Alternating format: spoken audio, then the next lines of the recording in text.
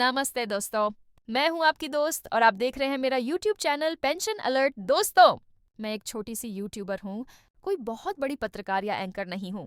इसीलिए कभी-कभी थोड़ी मुश्किलों का सामना भी करना पड़ता है। श्रम मंत्रालय, ईपीएफओ और वित्त मंत्रालय में जो जानने वाले अधिकारी हैं, उन्हीं से मिल पाती हूँ। बाकी किसी और तक पहुंचना काफी मुश्किल होता है। लेकिन इस बार पहली बार मुझे श्रम मंत्रालय के अधिकारियों से मिलने की बहुत कोशिश करनी पड़ी। काफी मेहनत और कोशिशों के बाद आखिरकार मैं अपने जानने वाले कुछ अधिकारियों से मिल पाई और वहां से महत्वपूर्ण जानकारियां हासिल कर सकी। उसके बाद मैं ईपीएफओ के कार्यालय भी गई, जहां और भी अधिकारियों से बातचीत हुई और कुछ नई बातों का पता चला। मुझे यह मालूम हुआ कि ईपीएफओ अपने कर्मचारियों और पेंशन धारकों के लिए 11 साल बाद एक बड़ा फैसला लेने जा रहा है। जी हाँ, पेंशन में बढ़ोतरी करने पर गंभीरता से विचार किया जा रहा है। बात चल रही है कि ईपीएस 95 पेंशन में 10 से 15% तक की वृद्धि संभव है। काफी समय से निजी क्षेत्र के कर्मचारी पेंशन बढ़ाने की मांग कर रहे हैं। अब नवंबर 2025 में होने वाली सीबीटी मीटिंग में इस पर बड़ा फैसला लिया जा सकता है। अधिकारियों के अनुसार यह मीटिंग नवंबर के आखिरी सप्ताह या दिसंबर के पहले सप्ताह में बुलाई जा सकती है। अगर इस प्रस्ताव को मंजूरी मिल गई, तो लाखों पेंशन धारकों को मासिक आय में राहत मिलेगी। ये भी बताया जा रहा है कि सरकार ने इस प्रस्ताव पर गंभीर चर्चा शुरू कर दी है और अगर सब कुछ तय समय पर हुआ, तो अगले वित्तीय वर्ष की शुरुआत से नई दरें लागू हो सकती हैं।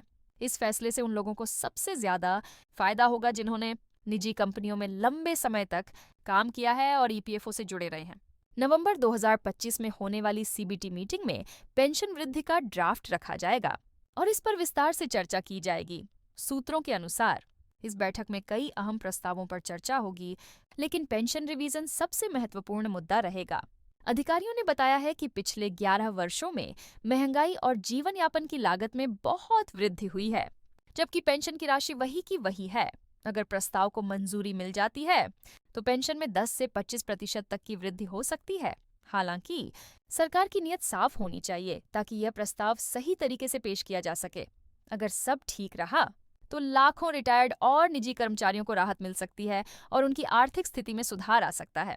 यह भी तय किया जाएगा कि यह बढ़ोतरी कब से लागू होगी। निजी क्षेत्र के कर्मचारियों ने कई वर्षों से पेंशन बढ़ाने के लिए आवाज उठाई है, क्योंकि मौजूदा राशि वर्तमान आर्थिक परिस्थितियों के हिसाब से पर्याप्त नहीं है। इस बार सरकार की ओर से सकारात्मक संकेत मिले हैं कि वह कर्मचारियों के हित में अच्छा फैसला ले सकती है। अगर सीबीटी मीटिंग में यह प्रस्ताव मंजूर हो जाता है, तो फैसला 1 अप्रैल 2026 से लागू हो सकता है। इससे न सिर्फ मौजूदा पेंशन धारकों, बल्कि भविष्य में रिटायर होने वाले कर्मचारियों को भी लाभ मिलेगा। विशेषज्ञों का कहना है कि इस फैसले से सामाजिक सुरक्षा प्रणाली मजबूत होगी और निजी क्षेत्र में काम करने वालों का भरोसा भी बढ़ेगा। अगर सरकार ने मंजूरी दे दी, तो नई पेंशन दरें वित्तीय वर्ष 2026-27 से लागू हो सकती हैं। अनुमान लगाया जा रहा है कि पेंशन में 15 से 25% तक की वृद्धि संभव है। उदाहरण के लिए, जिन कर्मचारियों को अभी आर्स 3000 पेंशन मिलती है, उनकी राशि बढ़कर आरएस 304 तक हो सकती है। ईपीएफओ ने इसके लिए एक आकलन रिपोर्ट तैयार कर ली है, जिसमें फंड की उपलब्धता और संभावित प्रभाव का अध्ययन किया गया है। यह रिपोर्ट वित्त मंत्रालय को भेजी गई है, जो इसका गहराई से अध्ययन कर रहा है। अगर सरकार की मंजूरी मिल जाती है, तो नई दरों का ऐलान जल्द किया जा सकता है। ये लाखों निजी कर्मचारियों के लिए बड़ी खुशखबरी होगी, क्योंकि महंगाई ने उनके खर्चों पर भारी असर डाला है। खास तौर पर निजी क्षेत्र के कर्मचारियों के लिए यह पेंशन उनके जीवन का सहारा है। पिछले 11 वर्षों से पेंशन न बढ़ने की वजह से लोग आर्थिक रूप से परेशान हैं। अगर ईपीएफओ ये बढ़ोतरी करता है, तो यह उनके लिए राहत की सांस होगी। यह फैसला न सिर्फ उनकी आय में वृद्धि लाएगा, बल्कि उन्हें सम्मानपूर्वक जीवन जीने की शक्ति भी देगा। आर्थिक विशेषज्ञों का कहना है कि यह कदम सरकार की सामाजिक सुरक्षा नीति को मजबूत करने की दिशा में एक बड़ा सुधार साबित होगा, जिससे लाखों परिवारों को स्थिरता और भरोसा मिलेगा। दोस्तों, सरकारी अधिकारियों से हुई बातचीत के मुताबिक सरकार इस बार पूरी तरह तैयार है। सीबीटी की मीटिंग नवंबर के आखिरी सप्ताह या दिसंबर के पहले सप्ताह में बुलाई जा सकती है। यह प्रस्ताव 3 चरणों में लागू होने वाला है और इसे पहले ही श्रम मंत्रालय, वित्त मंत्रालय और कैबिनेट सचिव टीवी सोमनाथन जी के पास भेजा जा चुका है। उनके अनुसार कैबिनेट की ओर से भी इस प्रस्ताव को मंजूरी मिल चुकी है। अब सरकार चाहती है कि सीबीटी मीटिंग में जल्द से जल्द इस पर कार्रवाई की जाए।